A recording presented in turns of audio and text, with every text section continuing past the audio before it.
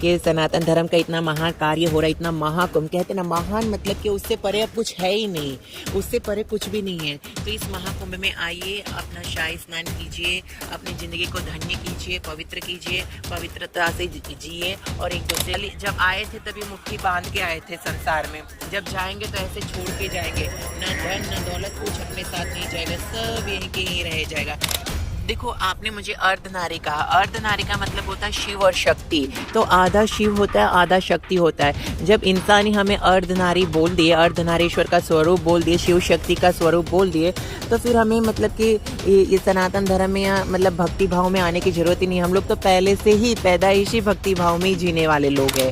संसार में ढेर सारा प्यार, एक दूसरे को किसी के प्रति कोई ईर्ष्या ना रखो। कहते हैं ना, यही संसार हमारे भाई बहन है, कोई आज नहीं तो कल कौन कब किसका काम आ जाए किसी को पता नहीं है।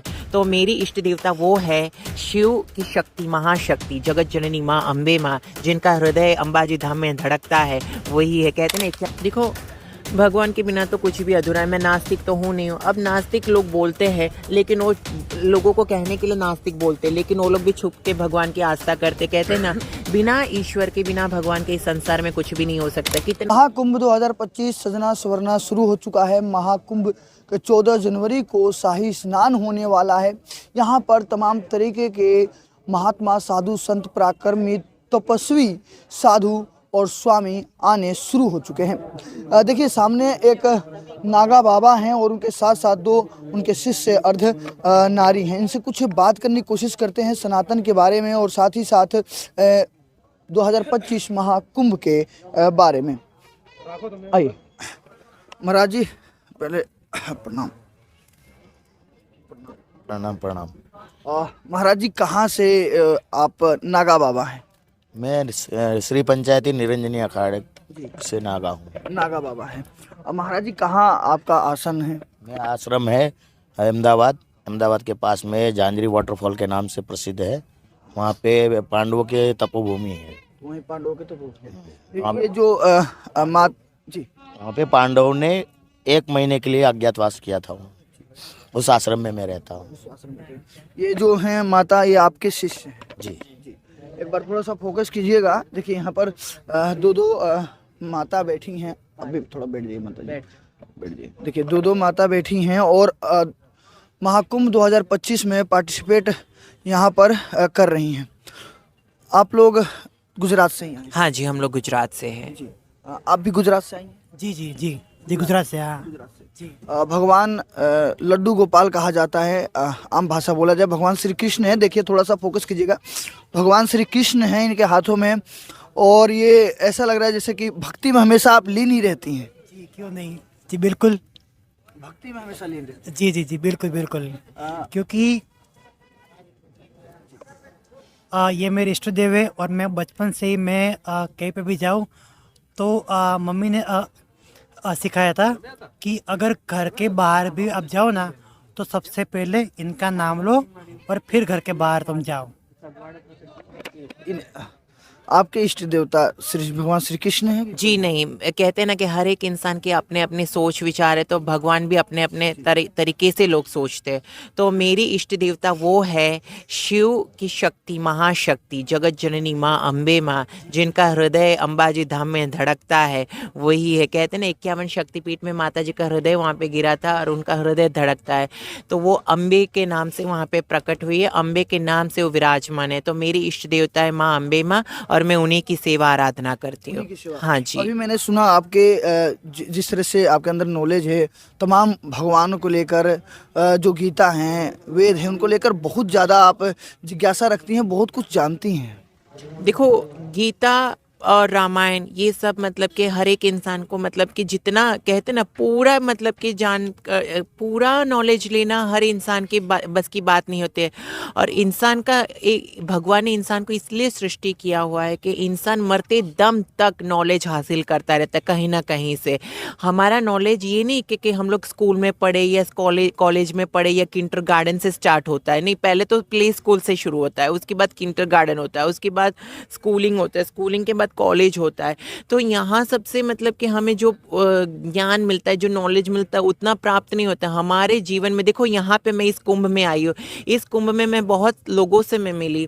फॉर एग्जाम्पल देखा जाए तो आपसे मैं मिले, तो मुझे आपसे कुछ अच्छा अगर मुझे मिले तो वो भी मैं ग्रैब कर लूँगी। कहते हैं ना, नॉलेज हर एक जगह से, जहाँ जहाँ से नॉलेज जितना हमें अच्छा लगे, जो अच्छे लोगों से नॉलेज मिलती है। कहते हैं ना, अच्छों के संग जाओ तो अच्छा मिले, बुरों के संग जाओ तो बुरा मिले।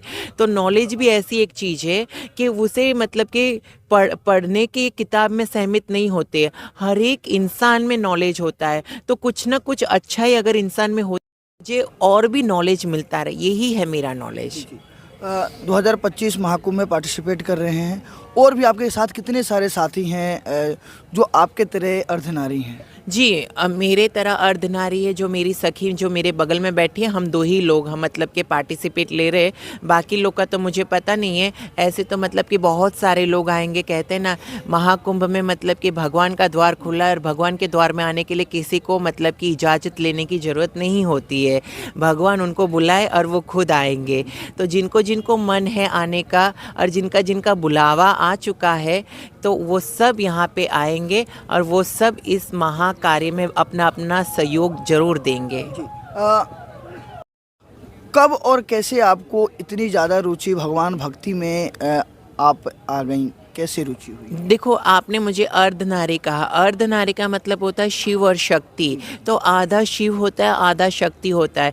जब इंसान ही हमें अर्धनारी बोल दिए, अर्धनारीश्वर का स्वरूप बोल दिए, शिव शक्ति का स्वरूप बोल दिए, तो फिर हमें मतलब कि इस सनातन धर्म में या मतलब भक्ति भाव में आने की ज़रूरत ही नहीं। हम लोग तो पहले से ही पैदाइशी भक्ति भाव में ही जीने वाले लोग हैं।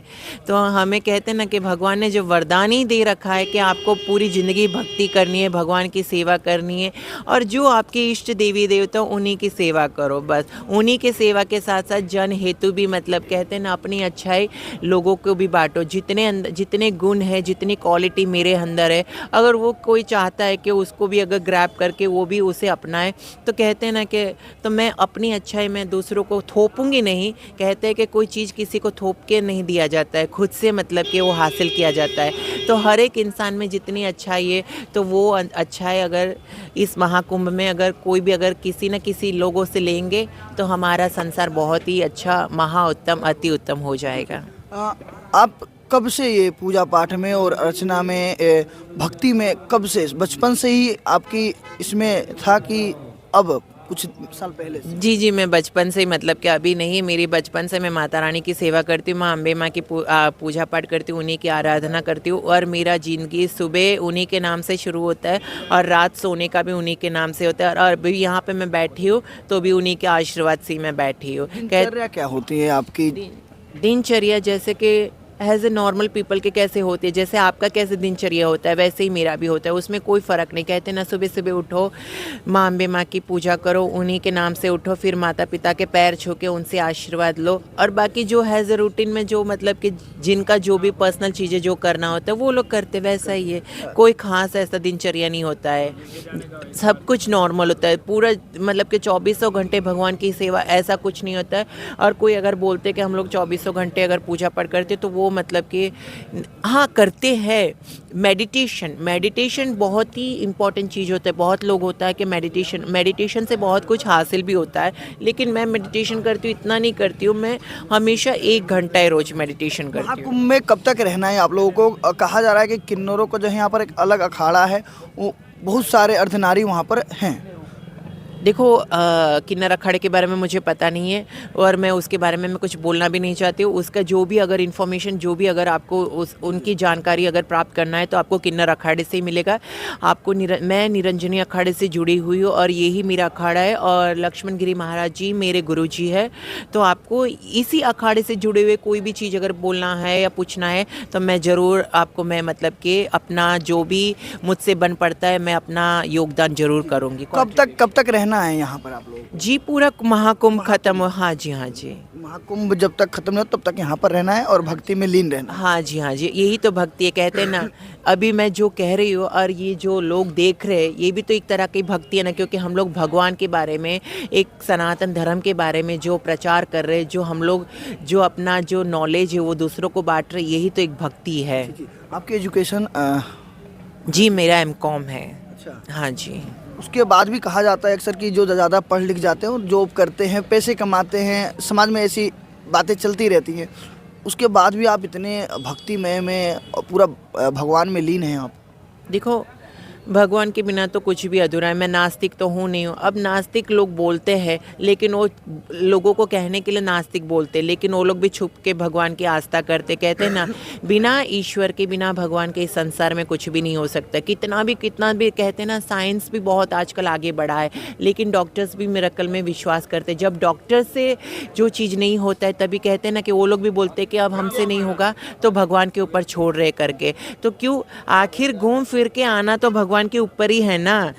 जितना भी पढ़ लो, जितना भी लिख लो, जितनी भी डिग्रियां हासिल कर लो, जो भी हासिल कर लो, लेकिन आखिर में हमें आना तो भगवान के पास ही है। तो इसके लिए भगवान ही, कहते हैं ना, बिना भगवान का कुछ नहीं हो सकता है। तो मेरा यही कहना है कि मेरा पूजा पाठ ये सब कुछ, मतलब कि ये आजकल का नहीं, ये तो पहले से ही है। और मुझे इस संसार में आखिर में जाना भी उन्हीं के द्वार है। भगवान कहते हैं ना, ये शरीर पूरी ज़िंदगी तो नहीं टिकने वाली, ना ये सुंदरता रहेगा, ना ये काया रहेगा। एक ना एक दिन ये सब मिट जाएगा, लेकिन आत्मा जो है वो परमात्मा के द्वार जाने के लिए भी भगवान चाहिए। तो बिना भगवान के तो इस संसार में कुछ नहीं होता। 2025 प्रयागराज महाकुंभ बहुत ही विशाल होने वाला है, करोड़ों की संख्या में श्रद्धालु आने वाले हैं। आपकी ओर से क्या कुछ मैसेज रहेगा? मेरी ओर से यही मैसेज है कि सनातन धर्म का इतना महान कार्य हो रहा है, इतना महाकुंभ, कहते हैं ना, महान मतलब कि उससे परे अब कुछ है ही नहीं, उससे परे कुछ भी नहीं है। तो इस महाकुंभ में आइए, अपना शाही स्नान कीजिए, अपनी ज़िंदगी को धन्य कीजिए, पवित्र कीजिए, पवित्रता से जिए और एक दूसरे को प्यार कीजिए। और कहते हैं ना, किसी के